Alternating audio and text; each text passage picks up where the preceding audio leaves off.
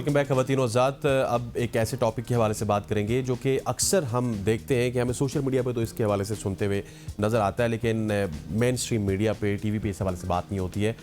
उम्र के 40 साल के बाद ख़वातीन के जिस्म में कई कुदरती तब्दीलियाँ आना शुरू हो जाती है। मसलन हार्मोनल चेंज होता है, फिर हड्डियों की कमज़ोरी होती है, जल्द की लचक में कमी होती है, तवानाई की सतह में फ़र्क आता है। और इस उम्र में सेहतमंद रहने के लिए सिर्फ मुतवाज़न ग़ज़ा ही नहीं बल्कि कुछ ज़रूरी वाइटामिन्स हैं, जड़ी बूटियाँ हैं, उनका भी अहम किरदार होता है। और ये वाइटामिन्स और जड़ी बूटियाँ जिस्म के अंदर निज़ाम को मजबूत बनाती हैं और आपके जो हार्मोन्स हैं उनका तवाज़ुन दुरुस्त रखती हैं।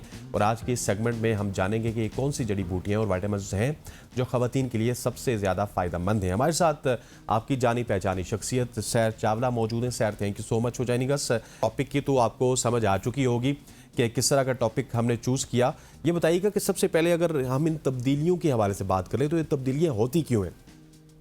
वालेकुम अस्सलाम जी, thank you so much for having me here. जो औरतों की बॉडी होती है ना, उनमें जो सबसे ज्यादा हार्मोन डोमिनेट कर रहा होता है आपके पास, वैसे तो हर इंसान की बॉडी में इंसुलिन हार्मोन, थायराइड हार्मोन और उसके बाद उसका स्ट्रेस हार्मोन कॉर्टिसोल डोमिनेट कर रहा होता है। मर्दों की बॉडी में भी उनका सेक्स हार्मोन होता है, लेकिन औरतों की बॉडी का जो सेक्स हार्मोन है वो उनके बहुत सारे फंक्शंस को डोमिनेट कर रहा होता है, एस्ट्रोजन। जब औरतें अपने मीनोपॉज की एज की तरफ जाती हैं, मीनोपॉज का मतलब है कि अब आपकी ओवरीज रिटायर कर रही, अब वो अंडे नहीं बनाएंगी, आपकी रिप्रोडक्टिव फर्टाइल एज खत्म है। आज से कुछ साल पहले तक, जब तक मैंने इस पर ज्यादा बात नहीं करना शुरू की, नॉर्मली यही समझा जाता था कि मीनोपॉज का मतलब सिर्फ आपकी आपका सेक्सुअल एपिटाइट, आपका लिबिडो कम होना और आपकी फर्टिलिटी कम होना है। लेकिन मीनोपॉज का मतलब आपकी बॉडी के बहुत सारे फंक्शंस का डिस्टर्ब हो रहा है, क्योंकि यही एस्ट्रोजन आपके ब्लड शुगर लेवल्स को भी रेगुलेट करने में रोल प्ले कर रहा था। ये एस्ट्रोजन औरतों की हड्डियों में कैल्शियम, फास्फोरस, वो मिनरल्स उनकी बोन की स्ट्रेंथ को अच्छा करते हैं, उसमें भी हेल्प कर रहा था। यही एस्ट्रोजन उनकी हार्ट हेल्थ जो है उसको भी प्रोटेक्टेड रखे था, और यही एस्ट्रोजन जो है उनकी मेंटल हेल्थ जो है उसको भी प्रोटेक्टेड रखे था।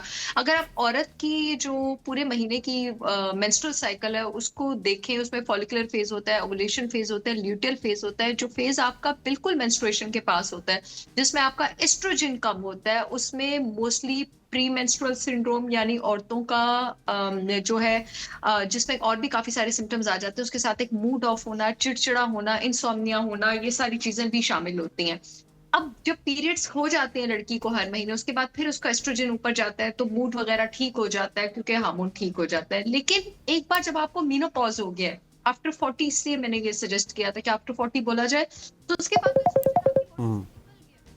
उसके बाद फिर आप अपना स, जी सैर, आपकी आवाज़ नहीं आ रही। आपकी आवाज़। मेरी आवाज आ रही है अच्छा, आपको? जी सैर, जी बताइएगा। जी जी जी। जी। तो एक बार जब आपको मेनोपॉज हो गया और ये हार्मोन आपकी बॉडी से निकल गया है, तो बात मैं ये करना चाहती हूँ कि ऐसे कौन से विटामिन्स और मिनरल्स हैं जो आपका मूड ठीक रखने में मदद रख सकते हैं। हम्म, आपको जो दिमाग का ग्लैंड होता है, मास्टर ग्लैंड पिट्यूटरी, बहुत सारे ऐसे विटामिन्स हैं जो उसमें से इन सेक्सुअल हार्मोन्स के जो प्रिकर्सर हैं, यानी इससे पहले वाले हार्मोन जो ओवरी को स्टिल हेल्प कर सकते हैं थोड़ा सा एस्ट्रोजन रिलीज करने में, जैसे लुटेनाइजिंग हार्मोन हो गया, एफएसएच हो गया, उसकी सिक्रीशन को बूस्ट कर सकते हैं।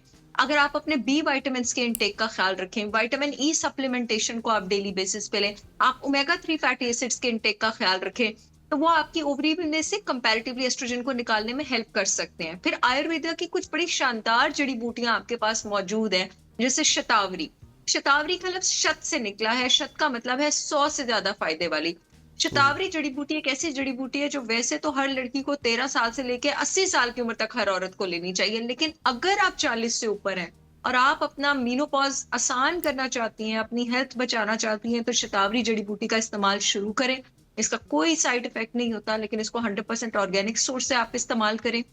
इससे क्योंकि आपके एस्ट्रोजन लेवल्स ऊपर जाते हैं, तो मेनोपॉज की वजह से जो आपको मुश्किलें आनी थी उससे काफी हद तक आप बच जाते हैं, या स्मूथली आप अपने मेनोपॉज से निकल जाते हैं।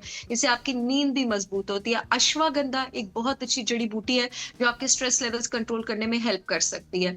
दरअसल अल्लाह ताला ने औरत की बॉडी इस तरह डिजाइन की है कि जब उसको मेनोपॉज होना है और उसकी ओवरी ने रिटायर करना है, तो उसकी ओवरी ने मदद लेनी होती है गुर्दों के ऊपर जो ग्लैंड लोकेटेड होते हैं, हम्म, एड्रीनल ग्लैंड से, जो स्ट्रेस हार्मोन कॉर्टिसोल तो बनाते ही हैं, लेकिन उसके साथ जब जरूरत पड़े वो प्रोजेस्टेरोन और एस्ट्रोजन भी बना के ओवरी की मदद कर सकते थे। अब जिन औरतों ने अपने स्ट्रेस लेवल्स का ख्याल नहीं रखा होता, अपनी सेहत का ख्याल नहीं रखा होता, जब उन्हें मेनोपॉज हो जाता है तो उनके स्ट्रेस ग्लैंड्स इस काबिल नहीं होते हैं कि वो ओवरी की मदद कर सके कि वो एस्ट्रोजन को ऊपर ले जा सके। इस केस में आप कौन से विटामिन्स और मिनरल्स ले सकते हैं? इस केस में एक आप अश्वगंधा जड़ी बूटी ले सकते हैं, जिसके बारे में मैंने अभी बात की है। आप मैग्नीशियम का एक सप्लीमेंट डेली बेसिस पे ले सकते हैं। आप एक extra virgin cod liver oil supplement 1000 milligram daily dose में ले सकते हैं। और मैं औरतों को कहूंगी कि अपने विटामिन डी लेवल्स का बहुत ज्यादा ख्याल रखें। और आफ्टर 40 विटामिन डी, कैल्शियम का कार्बोनेट वाला आपने सप्लीमेंट नहीं लेना। कैल्शियम सिट्रेट सप्लीमेंट आपने लेना है। कार्बोनेट सप्लीमेंट आपकी किडनी में पथरियां कर देता है। विटामिन डी के लेवल्स हमेशा आपके, जिन औरतों की उम्र 40 से ऊपर है, बिल्कुल। 50 से ऊपर होनी चाहिए। कैल्शियम सिट्रेट दिन में 2 बार लें। विटामिन के 2 लें 50 माइक्रोग्राम से 100 microgram daily with breakfast. Vitamin E लें, मैग्नीशियम लें। ये जो मैंने जड़ी बिल्कुल बूटियां ऐसी। बताई अच्छा हैं। सर, मैं थोड़ा सा एक दो सवालात भी आपसे करना चाहता हूँ। इससे पहले कि मैं सवाल करूँ, मैंने नंबर अनाउंस नहीं किए थे। आप सर से कोई भी पब्लिक से भी सवाल कर सकते हैं 0518901008, और दूसरा हमारा नंबर है 0512624946। इन दोनों नंबर्स पे आप सर से सवाल और जवाब का सिलसिला कर सकते हैं। सर, मुझे ये बताइएगा, विटामिन डी के हवाले से आपने बात की और right now we are entering in the phase of winters. So सर्दियों में कौन सी ऐसी जड़ी बूटियां हैं जो आपकी विटामिन डी की कमी भी पूरी कर सकती हैं? ऐसी कोई जड़ी बूटी नहीं है जो विटामिन डी की कमी पूरी कर सके। विटामिन डी या आपको सनलाइट से मिलता है, ठीक यस। है, और वो भी आपकी नेकेड स्किन पे बननी चाहिए। उसके अलावा विटामिन डी आपके पास कुछ हद तक कुछ ऐसे खाने हैं जो जिस समय विटामिन डी की एब्जॉर्प्शन अच्छी करते हैं, जैसे यस। देसी घी, अंडे की जर्दी। डेयरी में ये मौजूद होता है कुछ हद तक। कुछ फैटी फिश होती है जो कि बहुत महंगी फिश है, आमतौर पर सैल्मन और मैक्रेल, उनमें ये मौजूद होता है। इट इज बेटर कि विटामिन डी का इंजेक्शन एक सस्ता होता है और आप महीने में एक बार वो इंजेक्शन लगवा लें। पहले तो हर एक इंसान को हर 3 महीने बाद अपने विटामिन डी के लेवल्स चेक करने चाहिए। अगर आपके लेवल्स 40 से नीचे हैं, आपने 40 से नीचे नहीं रहने देने। तो एक इंजेक्शन आता है 1 लाख इंटरनेशनल यूनिट का या 2 लाख इंटरनेशनल यूनिट का। 20 से नीचे अगर तो 2 लाख इंटरनेशनल का एक इंजेक्शन हर महीने लगवाना शुरू कर दें। 40 से नीचे तो 1 लाख का लगवाना शुरू कर दें और 3 महीने बाद फिर रिपीट कराएं। विटामिन डी को अपना फंक्शन परफॉर्म करने के लिए मैग्नीशियम की बहुत जरूरत होती है। मैग्नीशियम आपके पास ग्रीन लीफी वेजिटेबल्स में बहुत ज्यादा डिस्ट्रीब्यूटेड है। मैग्नीशियम आप ऑर्गेनिक ग्रीन पाउडर से भी हासिल कर सकते हैं। मैग्नीशियम आपके पास सीड्स में भी होता है, डेयरी में भी होता है। ठीक हो गया। और ऐसी कौन सी वजूहात होती हैं जिनसे विटामिन डी कम होता है, ये भी थोड़ा सा बताएं ना सबको। बहुत अच्छा सवाल है। आपके पास मोटापा एक बहुत बड़ी रीजन है जिसकी वजह से आपके पास विटामिन डी कम होता है। जो मोटे लोग होते हैं उनमें विटामिन डी के जो रिसेप्टर्स होते हैं वो डाउन रेगुलेटेड होते हैं, यानी वो एंटीन है जिन्होंने विटामिन डी का सिग्नल कैच करना है, उनका नंबर कम हो जाता है। डायबिटीज के जो पेशेंट्स होते हैं उनमें विटामिन डी कम होता है। जिन लोगों की को मल्टीपल वायरल इन्फेक्शन हो, जिन लोगों को ऑटोइम्यून डिजीज हो, जैसे थायराइड का प्रॉब्लम हो, रिमेटॉइड आर्थराइटिस का प्रॉब्लम हो, सोराइसिस का प्रॉब्लम हो, एक्जिमा का प्रॉब्लम हो, अल्सर हो, इन्फ्लेमेटरी बॉल डिजीज हो, क्रॉन्स डिजीज हो, उन लोगों में आपके पास विटामिन डी कम होता है। जिन लोगों का सनलाइट से एक्सपोजर नहीं है, उन लोगों में आपके पास विटामिन डी कम होता है। वैसे भी सनलाइट नेकेड स्किन पे पड़े तो विटामिन डी बनता है। ठीक हो गया। और लास्टली मुझे सर ये भी बताइएगा कि 40 के बाद वालों की तो हमने बात कर ली है, 40 से कम वाले भी बहुत सारे लोग सुनना चाह रहे होंगे कि सर उनके हवाले से क्या कहती है। हार्मोनल चेंज तो उनमें भी होते हैं, इनबैलेंस उनमें भी होता है। सो उनके लिए लाइफस्टाइल में या फिर कौन सी तब्दीलियाँ ऐसी करनी चाहिए कि 40 से पहले पहले उनको ये प्रॉब्लम्स ना हो?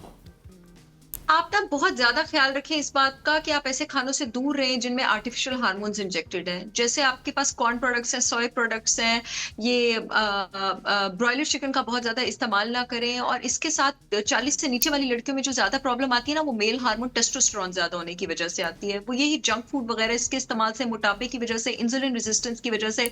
डेली वॉक करें, रात को जल्दी सोएं, सुबह जल्दी उठे। रात को देर तक जागने से भी लड़कियों का टेस्टोस्टेरोन लेवल ऊपर चला जाता है। वो काफी लंबा टॉपिक है, वो मैं बताऊंगी वो कैसे चल जाता है, उस पर आप बात कर सकते हैं। तो जिनके इससे आप लड़कियों को कैसे पता लगता है उनका टेस्टोस्टेरोन लेवल ऊपर है? पीरियड्स की ब्लीडिंग कम होती है, चेहरे पे बाल आना शुरू हो जाते हैं, मूड इंस्टेबिलिटी स्टार्ट हो जाती है, वेट पुट ऑन स्टार्ट हो जाता है। तो आप शतावरी जड़ी बूटी अगेन ले सकती हैं, अश्वगंधा ले सकती हैं। अपने लिवर को डिटॉक्स करने की कोशिश करें, त्रिफला, फेनल, जिंजर, इस तरह के हर्ब से। करेला पाउडर से आप अपनी इंसुलिन रेजिस्टेंस और लिवर डिटॉक्स। स्वांजना मोरिंगा आपके हार्मोन लेवल्स रेगुलेट करने में हेल्प करता है। इंटरमिटेंट फास्टिंग स्टार्ट करते हैं और हाई फैट और प्रोटीन डाइट लें।